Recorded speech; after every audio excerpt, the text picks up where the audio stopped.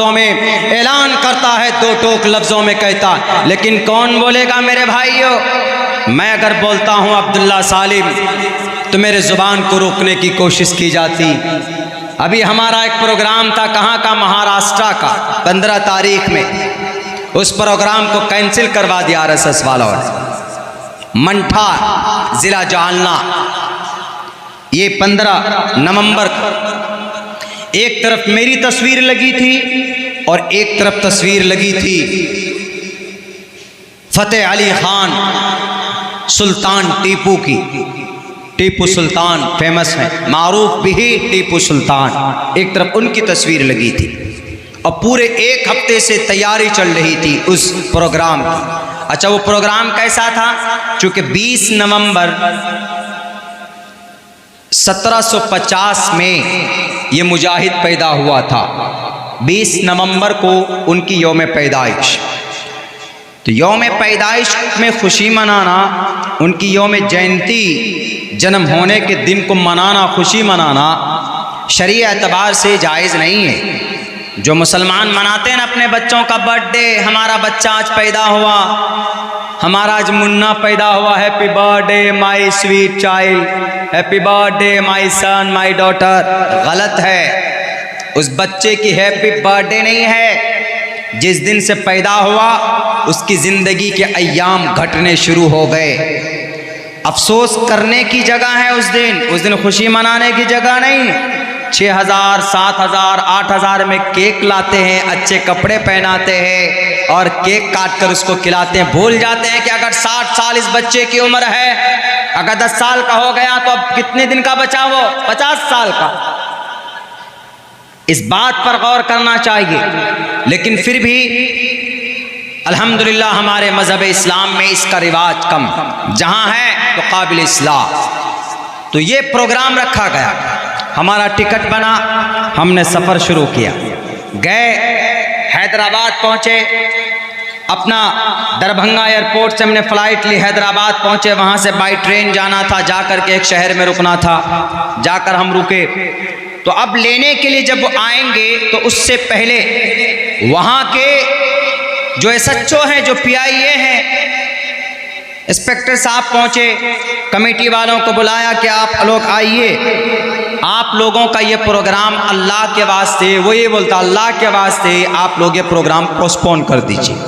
उन्होंने कहा कि क्यों? हमने तो परमिशन ली हुई प्रोग्राम की, क्यों पोस्टपोन कर दें?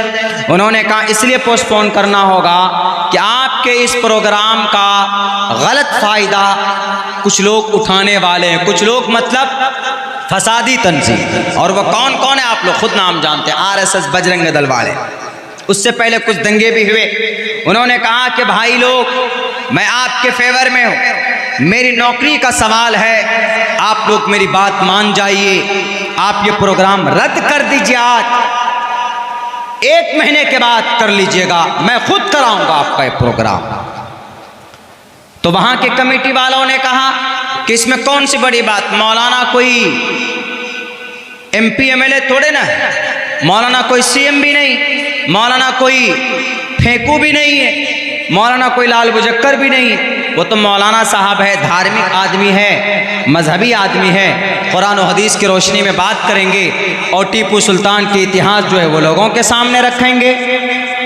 तो उन्होंने कहा, पता क्या कहा उन्होंने कहा आपको मालूम नहीं, कहा कि जितना अभी इंटेलिजेंस के पास इस बंदे के बारे में रिपोर्ट है आपको मालूम भी नहीं। उन्होंने कहा कि आपने क्या कहा कि मौलाना अब्दुल्ला साहब and he belongs to Seemanchal and right now he coming from Seemanchal, कि वो वहाँ से आ रहे हैं, वहाँ से ताल्लुक़ रखते हैं। ये लिस्ट लीजिए। पेपर उन्होंने दी और कहा कि देखिए मौलाना का डिटेल्स हम दे रहे हैं आपको कि मौलाना कौन है, कहाँ से आ रहे हैं, कहाँ जाएं। वो डिटेल से जब देखा कि उसमें लिखा हुआ था कि 14 तारीख को 2 बजे की इंडिगो की फ़्लाइट से दरभंगा से लखनऊ हैदराबाद पहुँचे 6 बजे, और 6 बजे वहाँ पर उनको फलां साहब ने पिक किया, उनको फलां रेस्टोरेंट में खाना खिलाकर फिर उनको सिकंदराबाद स्टेशन में फलां ट्रेन के फलां बोगी के फलां बर्थ पे वो बैठे और वहाँ से वो 7 घंटे का सफ़र करके जालना के लिए चले और जालना में फना आदमी ने उनको रिसीव किया।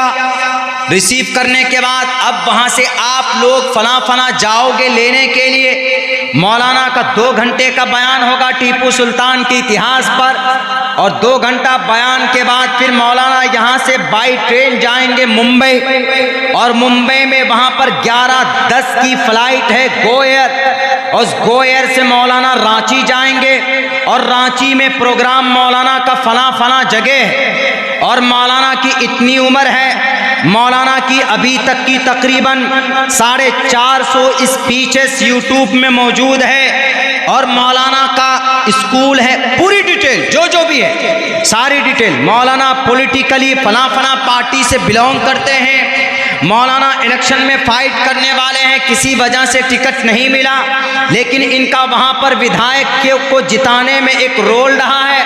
वहाँ पर एक मंत्री इनके हाथों से पराजित हुए हैं। मौलाना अपने इलाके में ये असर रखते यानी पूरी इंफॉर्मेशन उन्होंने लोगों के सामने रख दी।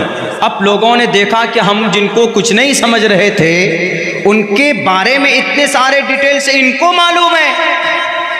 इसीलिए उन्होंने हमको फ़ोन किया कि हज़रत मौलाना अब क्या करें हमने कहा कि क्या कीजिएगा, अगर वो रिस्क ले रहे हैं, कह रहे हैं यानी वादा कर रहे हैं कि हम प्रोग्राम अगले मर्तबा कराएंगे तो कोई बात नहीं, हम मुसलमान हैं, हम ज़बरदस्ती कोई काम नहीं करेंगे। आपका जो नुकसान हुआ बर्दाश्त कर लीजिए, लेकिन हमारा काम है अमन और शांति को बहाल रखना। हमने कहा मैं आ गया हूँ, आइए मुलाकात कर लीजिए, लेकिन प्रोग्राम उनको कहिए कि हम आपके साथ हैं, हम देश के लॉ एंड ऑर्डर को मेंटेन करने में आपके साथ है। हम किसी से डरने वाले नहीं और न मौलाना किसी से डरते।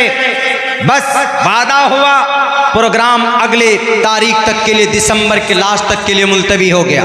मेरे भाइयों, ये प्लानिंग अगर कोई बोलता है तो उसकी जुबान को रोक दो। हम किस लिए जा रहे थे वहां पे पता है आपको? टीपू सुल्तान की हिस्ट्री को बयान करने के लिए। हमारे नौजवान जानते हो आप टीपू सुल्तान की हिस्ट्री क्या है? मैं बता ही देता हूं, तब मैं आऊंगा वो चुके जो 3 इल्जामात हैं, ढोंगी और मानसिक एतबार से बीमार, फिर आखिर में 11 शादी क्यों की औरतों के होता हूं। मैं तुम्हें चैलेंज करता हूं बंगाल की धरती से, अगर तुमने अपने माँ का दूध पिया है, आओ अब्दुल्ला सालिम के सामने तुम नबी को साबित करो।